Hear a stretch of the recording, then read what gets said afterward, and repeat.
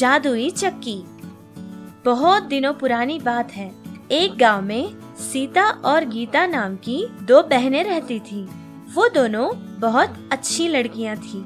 वो एक बहुत ही छोटी सी झोपड़ी में अपनी माँ के साथ रहती थी। उनके बचपन में ही उनके पापा उन्हें छोड़कर चले गए थे, जिसकी वजह से उनकी सारी देखभाल उनकी माँ ही किया करती थी। बहुत मेहनत करके घर चलाया करती थी। सीता और गीता भी अपनी माँ का हर काम में हाथ बटाया करते थे।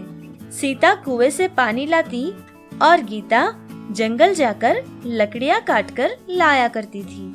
उनकी माँ भी एक खेत में काम किया करती थी।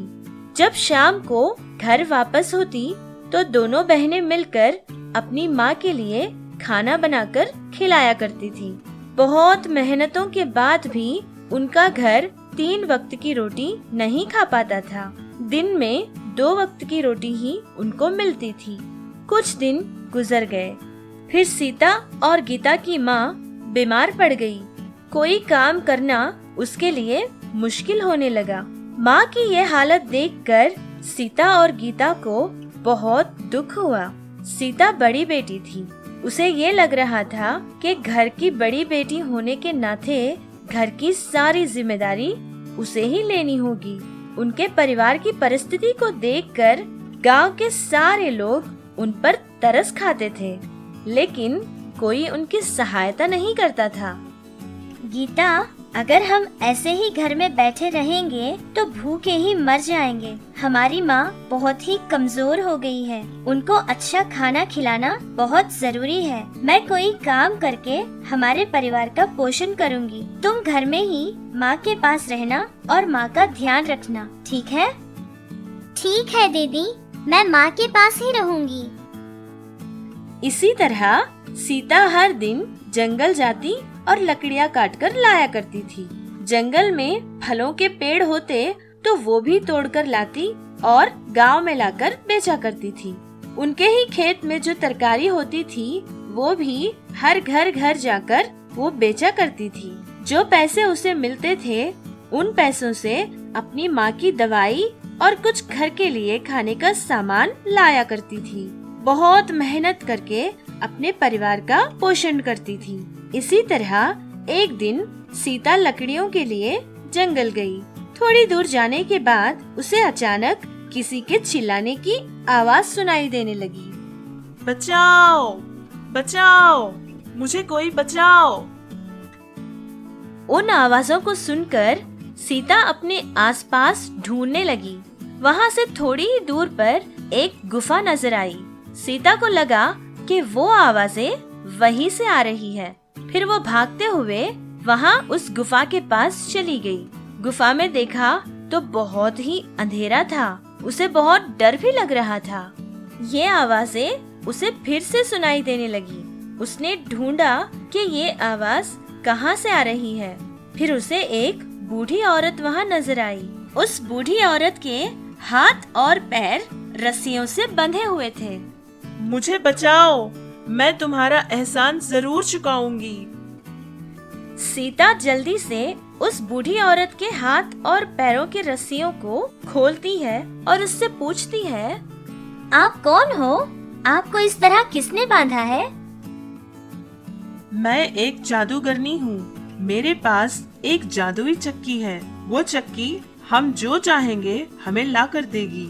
एक दुष्ट जादूगर ने उसे मुझसे चुरा लिया है और मुझे यहाँ कैद करके रखा है। मेरी मदद करने के लिए तुम्हारा बहुत बहुत धन्यवाद। अब मेरा वक्त हो चुका है। मुझे जादुई नगरी वापस जाना होगा। मैं तुम्हें उस जादुई चक्की को हासिल करने का रास्ता बताऊंगी। जैसा मैं तुम्हें कहूँगी तुम वैसा ही करना। आपने जो कहा वो कैसे हो सकता है?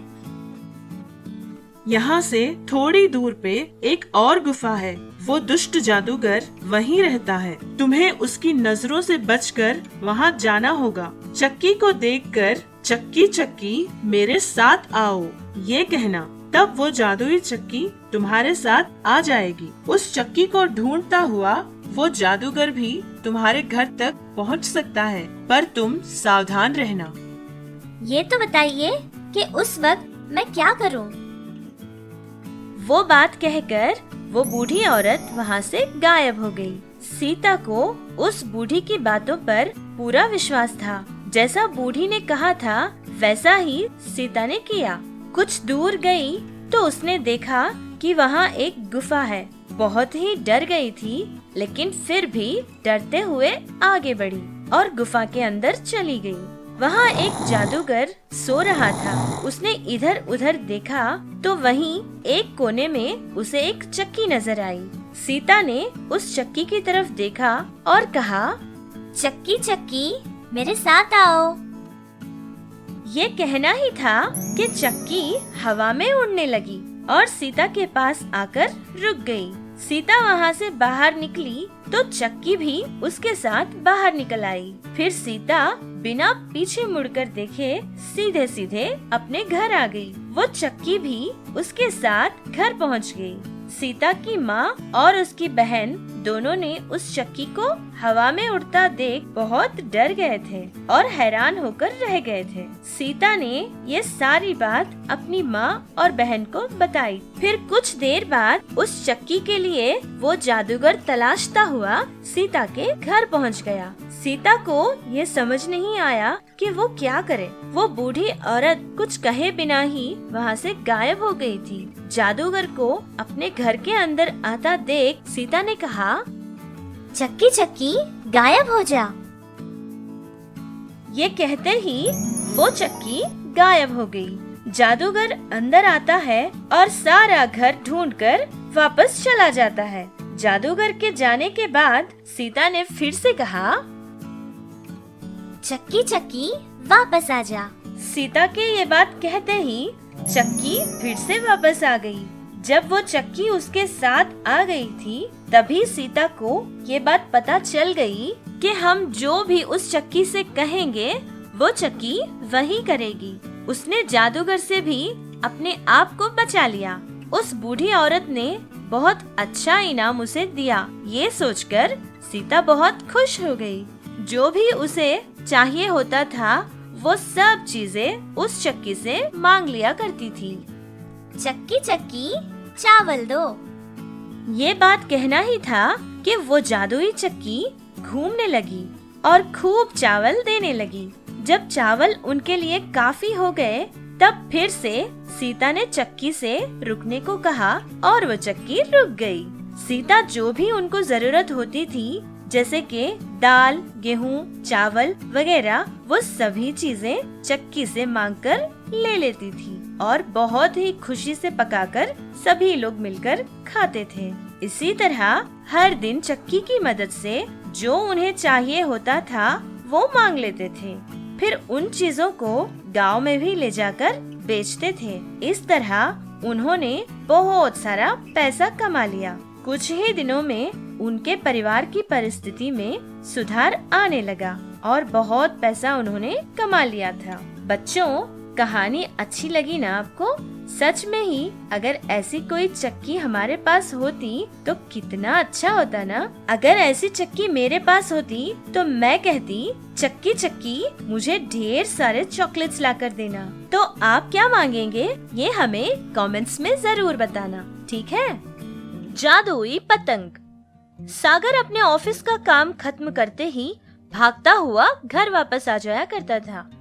ऑफिस में काम करने वाले बाकी लोग अगर उसे कहीं बुलाते थे तो वो कहीं नहीं जाता था, जिससे ऑफिस के सारे लोग सागर को डरपोक कहकर बुलाया करते थे, क्योंकि वो कभी कोई पार्टी में नहीं जाता था और ना ही कभी किसी लड़की से बात करता था। सागर को अगर कोई काम अच्छा लगता था तो वो सिर्फ पतंग उड़ाना था। वो बचपन से ही बहुत ज्यादा पतंग उड़ाया करता था। जब भी उसे खाली समय मिलता तो वो अपने घर के छत पर चढ़ता और पतंगे उड़ाया करता था। हाँ हाँ, उड़ो उड़ो और तेज उड़ो। अरे सागर, इतनी जल्दी ऑफिस से घर आ गए? तुम्हारे ऑफिस में काम करने वाले सारे लोग 10 बजने के बाद ही घर वापस पहुंचते हैं। ऐसा मुझसे कल कृष्णा की माँ ने कहा था। अरे माँ, ऑफिस तो 6 बजे ही बंद हो जाती है। मैं अपना काम तो 5 बजे ही खत्म कर लेता हूँ। और वैसे भी आपको तो जब पूछना चाहिए तब मैं ऑफिस से देर घर पहुँचूंगा, लेकिन आप तो जल्दी आने पर सवाल कर रही है। ऐसी बात नहीं है सागर, तुम्हारी उम्र के सारे लड़के घूमते हैं, फिरते हैं और दोस्तों के साथ बाहर भी जाते हैं, लेकिन तुम सिर्फ इन पतंगों में ही उलझे रहते हो और अपना सारा वक्त इन पतंगों के साथ ही बिताते हो। सारे लोग तुम्हारा मजाक उड़ा रहे थे, बस इसीलिए कह रही थी। अच्छा, तो ये बात है। आप उनकी बातों से बिल्कुल परेशान मत होना। आप जानती हैं ना माँ कि मुझे पतंग उड़ाना कितना पसंद है। बचपन में पापा के साथ उड़ाया करता था। अब वो नहीं रहे, लेकिन मैं उनकी मीठी यादों को ऐसे ही नहीं छोड़ दूंगा। इस पतंग की तरह वो भी हमेशा मेरे साथ रहेंगे, और ये मेरा मानना है। एक दिन सागर ऑफिस से घर वापस जा रहा था। रास्ते में एक पेड़ की डाल पर एक पतंग अटकी हुई उसे नजर आई थी। सागर फौरन पेड़ पर चढ़कर उस पतंग को निकालकर अपने साथ घर ले जाता है और फिर उसे धागा बांधकर हवा में उड़ाता है। वो पतंग बहुत ही बड़ी थी। अरे वाह, ये पतंग कितनी खूबसूरत है और ये कितनी तेज उड़ रही है। ये सोचता हुआ सागर बहुत खुश होकर वो पतंग उड़ा रहा था। इतने में तेज हवा चलने लगी और उस पतंग का धागा टूट जाता है। फिर वो पतंग उड़ती हुई बहुत दूर चली जाती है। सागर देख ही रहा था कि वो पतंग उड़ती हुई वापस सागर के पास आकर उसके पैरों में गिर जाती है। अरे ये कैसे हुआ? ये मेरे पास वापस कैसे आ गई? सागर फिर दोबारा एक रस्सी बांधकर आसमान में उस पतंग को उड़ाता है। वो पतंग बहुत ही तेजी से हवा में उड़ती चली जाती है। जितनी भी रस्सी उसके हाथ में थी, वो सब ही रस्सी खत्म हो गई थी और वो रस्सी के किनारे को पकड़ा खड़ा हुआ था। वो पतंग सागर को अपने साथ आसमान में उड़ाकर ले गई थी। सागर बहुत डर गया था और उस रस्सी को बिना छोड़े जोर से पकड़ा रहा। इस तरह पतंग और सागर दोनों हवा में उड़ते चले गए। अरे बाप रे बाप, ये रस्सी अगर मैं छोड़ दूंगा तो सीधे नीचे जा गिरूंगा। ये कैसा जादू है? ये पतंग तो मुझे भी ले उड़ गई। हे भगवान, अब क्या होगा? ये कहता हुआ डर से वो अपनी आंखें बंद कर लेता है। वो पतंग उसे लेकर एक द्वीप में पहुंचती है और वो द्वीप समंदर के बीचों बीच था। एक बहुत ही छोटा सा द्वीप था। वो इतना छोटा था कि उस द्वीप में सिर्फ एक ही छोटी सी झोपड़ी थी। वो पतंग सागर को उस झोपड़ी के पास ले जाकर छोड़ती है। फिर सागर डरता हुआ उस झोपड़ी के अंदर जाता है। उसने देखा कि उस झोपड़ी में एक मांत्रिक था। कौन है आप और मुझे यहाँ क्यों लेकर आए हैं? मैं एक मांत्रिक हूँ। कई सालों से इंसानों के डर से इसी समंदर में रह रहा हूँ, लेकिन कुछ दिनों से मेरी तबीयत ठीक नहीं है।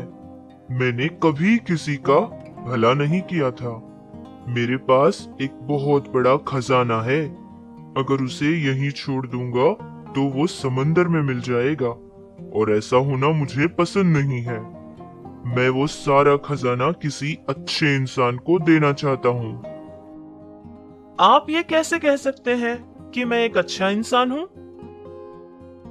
जो पतंग तुम्हें यहाँ लेकर आई है वो मेरा ही जादू था। मेरे उस पतंग को भेजे हुए 2 साल हो चुके हैं। वो कई रूप बदलकर इंसानों के बीच ही रहती थी, लेकिन किसी ने उसकी कोई सहायता नहीं की। कभी चोट लगी कुत्ते की तरह, कभी बेहोश होकर गिरी एक बूढ़ी के रूप में, तो कभी खेत से निकले हुए पौधे के रूप में, और आखिर में इस पतंग की तरह। तुमने इसे पेड़ से निकाला और वो तुम्हें यहाँ लेकर आई है। मेरे पास जो खजाना है वो सारा का सारा मैं तुम्हें देना चाहता हूँ। ये कहकर वो बूढ़ा मांत्रिक उसके पास जो खजाना था वो सारा सोना, हीरे, मोती सब कुछ सागर को दे देता है। फिर वो पतंग सागर को अपने साथ उड़ाकर वापस उसके घर पहुंचा देती है। सागर ने उस खजाने से बहुत सारे गरीबों की सहायता भी की थी। और वो भी बहुत खुश था। इतना धन दौलत उसे देने वाली उस जादुई पतंग को वो कभी नहीं भूला था और ना ही पतंग उड़ाना।